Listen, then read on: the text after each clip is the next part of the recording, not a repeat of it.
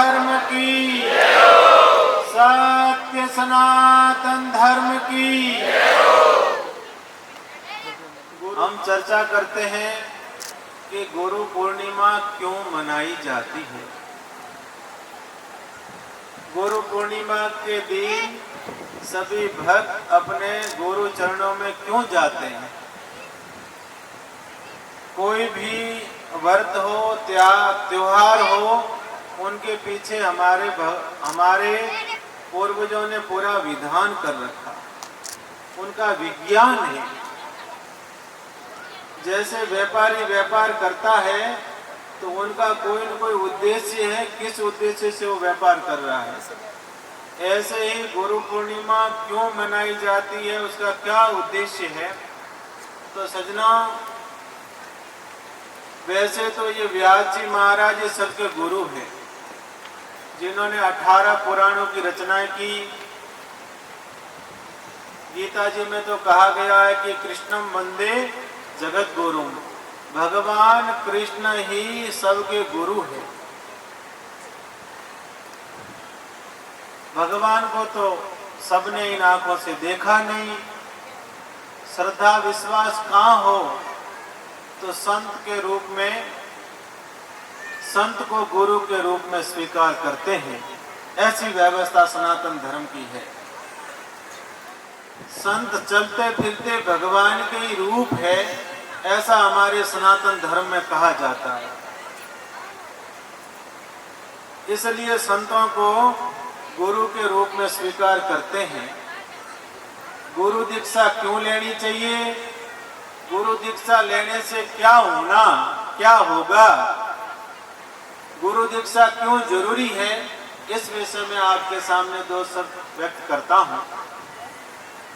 सज्जनों, दीक्षा का अर्थ होता है दिशा, दीक्षा का अर्थ होता है उद्देश्य। हम खेती करते हैं तो खेती करने का उद्देश्य क्या है। हम गोपालन करते हैं तो गोपालन करने का उद्देश्य क्या है। खेती करते हैं तो खेती करने का उद्देश्य यही है कि अनुपार्जन करेंगे। ऐसे ही मानव जीवन का उद्देश्य क्या है।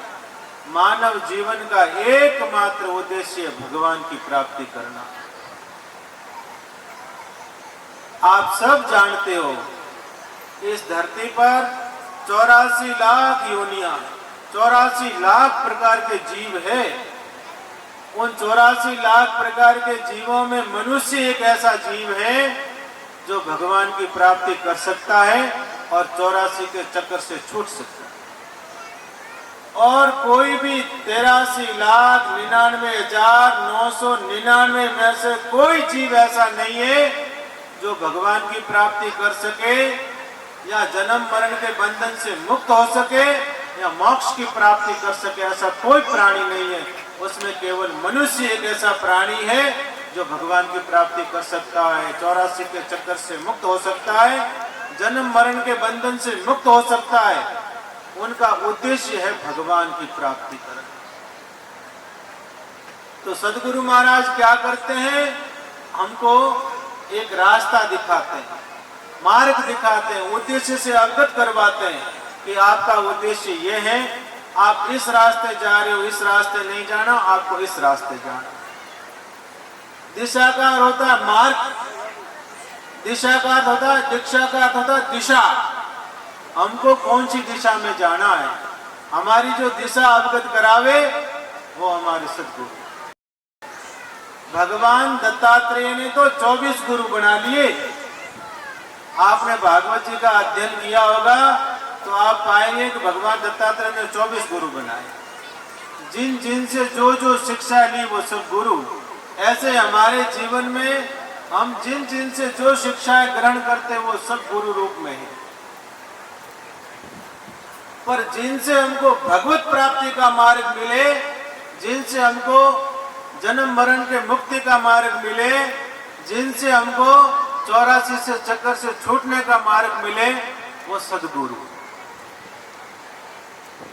हम सब को ये प्रयास करना चाहिए। मानव जीवन दोबारा मिलना नहीं है।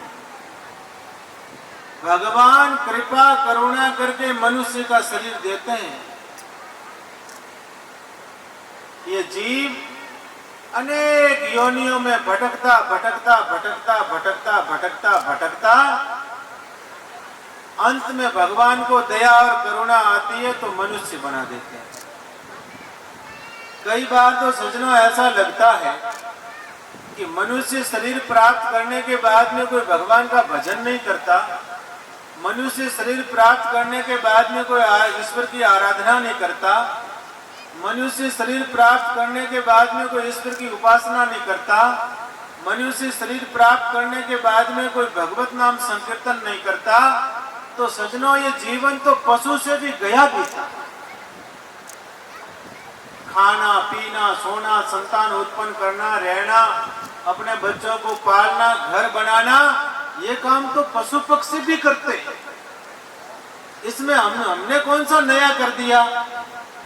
अगर हमारा काम भी इतना ही हो कि खाना है, पीना है, रहना है, सोना है, संतान उत्पन्न करना है, उनका पालन पोषण करना है, तो फिर हमारे में पशुओं में कोई अंतर ही नहीं है।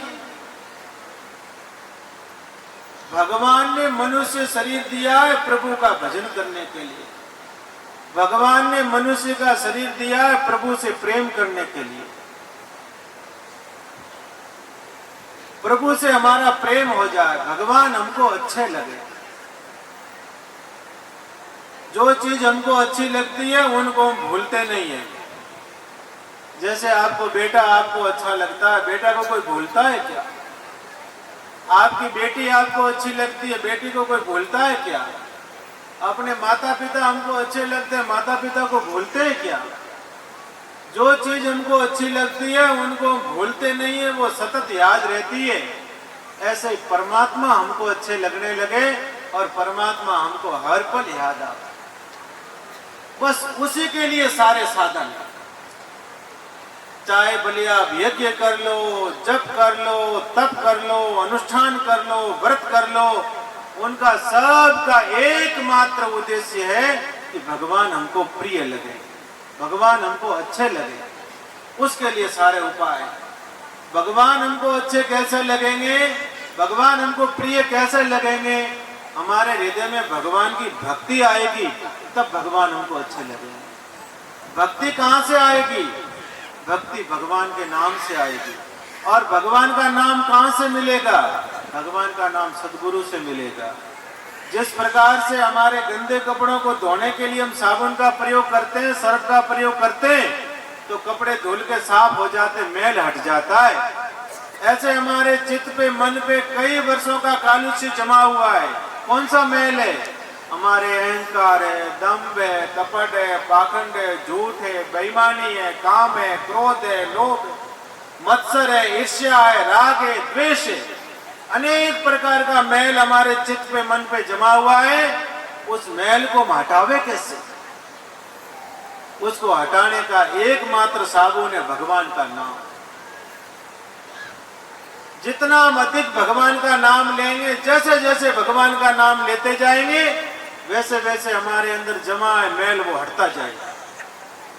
और कलयुग में तो केवल भगवान का नाम ही आधार है। भगवान ने कलयुग में तो इतनी बढ़िया सुविधाएं दी है।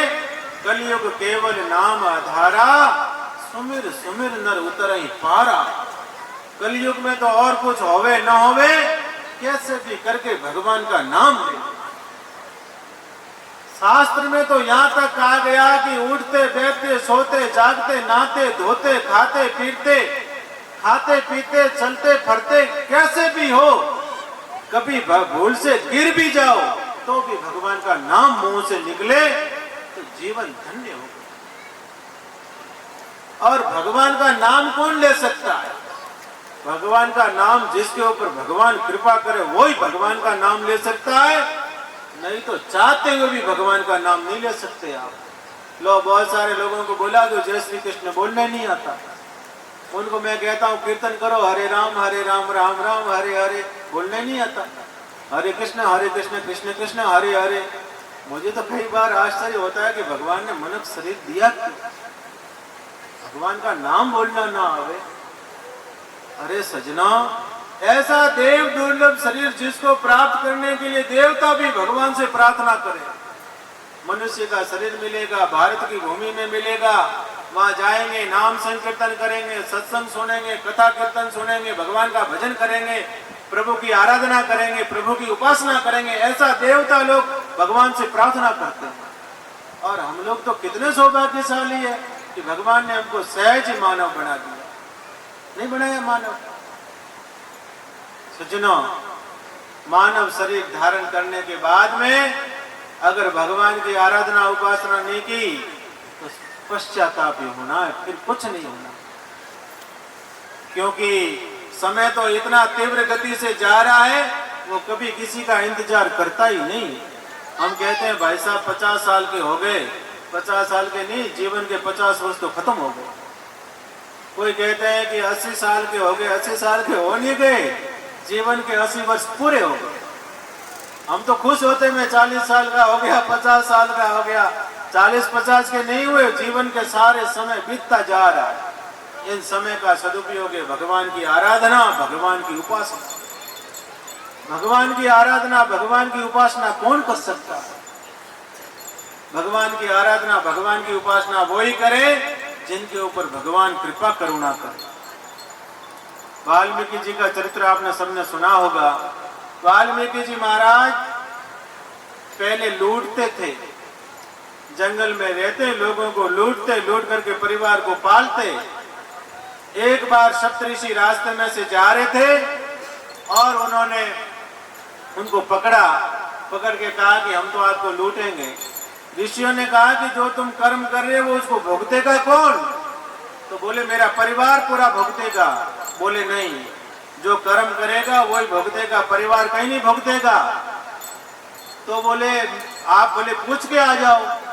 तो बोले मेरे से छुड़ा के जाना चाहते हो? फिर उन्होंने ऋषियों को बांध दिया रस्से से। फिर गए घर में, जाके पत्नी को पूछा, माँ को पूछा, बाप को पूछा। उन्होंने कहा भाई जो कर्म करेगा वो भुगतेगा, हम क्यों तेरे साथी बने? हम कोई साथी नहीं बनेंगे। वो आके चरणों में गिर गए। जब चरणों में आके गिरे तो ऋषियों ने कहा कि भगवान का नाम लो। बोले क्या नाम लेना? बोले राम राम करो। तो वाल्मीकि जी ने कहा कि मेरे से तो ये तो नहीं बोला जाएगा। तो बोले उल्टा जप सकता हूं, मरा मरा मरा मरा, सीधा नहीं आएगा। तो उल्टा नाम जपा और इतने विराज गए उसी ध्यान में कि युग बीत गए और पूरे शरीर के दिमक लग गई, केवल आंखें आंखें रही और कुछ नहीं रहा। जब ऋषि वापस आए तो उनको देखते हैं तो दिमक हटा के वापस जल लेके छिड़कते हैं, पुनः शरीर था ऐसा हो जाता। और भगवान के जन्म से पूर्व उन्होंने भगवान का चरित्र लिखा जिसे वाल्मीकि रामायण कहते हैं। ऐसे बड़े ऋषि हो गए। भगवान के नाम में कितनी शक्ति है, अपार शक्ति को लेके तो देखे। जैसे शब्द में कितनी शक्ति, अभी आप विराजे हो, आराम से सुन रहे हो, और मैं आपको एक शब्द बोलूंगा, जीवन में जितने बैठे हो कोई यहाँ पांव नहीं दोगे, धक्का नहीं दूंगा, डंडा नहीं मारूंगा, कुछ नहीं करूंगा। केवल 4-5 शब्द आपको बोलना है, बोलूंगा, आप यहाँ से उठ के ऐसे कैसे चले जाओगे, न तो प्रसाद ग्रहण करोगे न यहाँ कभी आओगे। अभी शक्ति कितनी है शब्द की, आप कल्पना करना। अभी अपन चर्चा करें, आप आराम से विराजी हो, सब कुछ आपने समर्पण कर दिया है और भी समर्पण करोगे, बार बार आओगे। ये शक्ति किसकी है? शब्द की है। जब सामान्य शब्द की इतनी ताकत हो, इतनी शक्ति हो, तो भगवान के नाम की कितनी शक्ति होगी, कभी कल्पना की हमने? राम राम में कितनी शक्ति होगी, कभी हम कल्पना करें? और सजना, प्रभु तो केवल श्रद्धा, विश्वास और भाव से ही रिश्ते हैं। आज तक आपने इतिहास देखा होगा, कभी भी भगवान किसी बड़े धनपति को नहीं मिले, कभी भी भगवान किसी बड़े विद्वान को नहीं मिले, कभी भी भगवान किसी बड़े व्यक्ति से पद में बड़ा हो उससे भी नहीं मिले, भगवान होशियार को भी नहीं मिले, भगवान चतुर को भी नहीं मिले। भगवान तो जिसमें भाव था उनके आगे प्रसन्न हो गए, रीझ गए। कर्माबाई में क्या था? कर्माबाई का चरित्र सुना होगा आपने। उनके पिताजी उनको कह के गए, बेटा भगवान को भोग लगा के जीवना। अब कर्माबाई तो भोली थी मन की, हमारी तरह कपटी पाखंडी दम तो था ही नहीं उनमें। तो वो तो भगवान की भक्त थी, भोली थी, और भोली थी, जैसा पिताजी ने कहा ऐसा उन्होंने मान लिया। क्या माना? कि भगवान को भोग लगा के जीवना। अब उन्होंने बाजरी का सोगरा बनाया, ग्वार फली की सब्जी बनाई और भगवान के आगे धर दी। अब अपन कहते हैं भगवान को भोग लगाओ, तो भगवान तो भाव से ग्रहण करते हैं, वो आकर के थोड़ा ग्रहण करते हैं, वो ग्रहण नहीं करते हैं। पर कर्माबाई को तो ऐसा विश्वास था कि भगवान ग्रहण करेंगे भोजन। कर्माबाई को विश्वास था कि भगवान भोजन पिताजी के हाथ का तो लेते हैं, मेरे हाथ का नहीं लेते। अब आप देखेंगे, एक दिन बीता, 2 दिन बीता, तीसरा दिन बीता, कर्माबाई ने कहा आप नहीं जिमोगे तो मैं भी नहीं जिमूंगी। अब तीसरे दिन ठाकुर जी प्रकट हो जाते हैं। प्रकट होकर के कर्माबाई के हाथ का प्रसाद पाते हैं, बाजरी का सोगरा और ग्वार फली की सब्जी। बोलो ये किससे रीझे? भगवान भाव से रीझे। थाली भरने लाई खींचड़ो ऊपर घी की बाट की, जीमो मारा श्याम धनी जी मावे बेटी जाट की। जब कर्माबाई पे भगवान प्रसन्न हो सकते तो हमारे पे प्रसन्न नहीं होंगे? मीराबाई पे भगवान प्रसन्न हो सकते तो हमारे पे नहीं होंगे? नरसिंह जी के भगवान ने मायरा भर लिया। उस समय मायरा भरा 56 करोड़ का मायरा। नरसिंह जी नाराज होकर भगवान को क्या क्या बोले। एक भजन है उनका, एक कड़ी सुनाता हूं। ए मारा नटवर नागरिया, भगतारे क्यों नहीं आयो रे, संतारे क्यों नहीं आयो रे, ए मारा नटवर नागरिया। धना भगतरी भगति पुरबली, उनरो खेत निवायो रे वाला, उनरो खेत निवायो रे, बीज बांट साधा में दीना, बिना रे बीज निपजायो रे, ए मारा नटवर नागरिया, भगतारे क्यों नहीं आयो रे, ए मारा नटवर नागरिया। नरसिंह जी बोले कि तू मेरे लिए नहीं आता है और सबके लिए आया। धना भगत का आपने, धना जी ने क्या बोया? धना जी ने बीज था वो तो साधुओं को खिला दिया प्रसाद बना के, और बोया था बजरी जा करके। मरडिया नहीं होता, बजरी बोई, बाजरी हो गई। बोले मेरे समय आने में तेरे को जोर आता है, क्योंकि घर से दाम देना पड़ता है इसलिए नहीं आ रहा है। ठाकुर जी प्रसन्न हो गए, ठाकुर जी आ गए, मायरा बन गए। तुकाराम जी महाराज का आपने जीवन चरित्र सुना होगा। तुकाराम जी महाराज संकीर्तन करते थे, बस भजन ही करते, पर उनकी देवी थोड़ी प्रतिकूल थी। इनमें से कोई देवियां आपके पति भजन करे तो रोकना मत, पर तुकाराम जी महाराज की देवी तो रोकती थी। एक बार क्या था, तुकाराम जी महाराज विराजे थे, ऐसा सत्संग चल रहा था, सत्संग में विराजे तो देवी ने कहा, देवी जा रही थी पानी भरने, उसने कहा कि अभी तक यहाँ बैठे हो, काम पे गए ही नहीं। तुकाराम जी महाराज बोले जा रहा हूँ बस। अब पानी भर के वो वापस आई तो भी तुकाराम जी महाराज तो वहां बैठे थे। उन्होंने मटका था दे तुकाराम जी को ऊपर डाल दिया।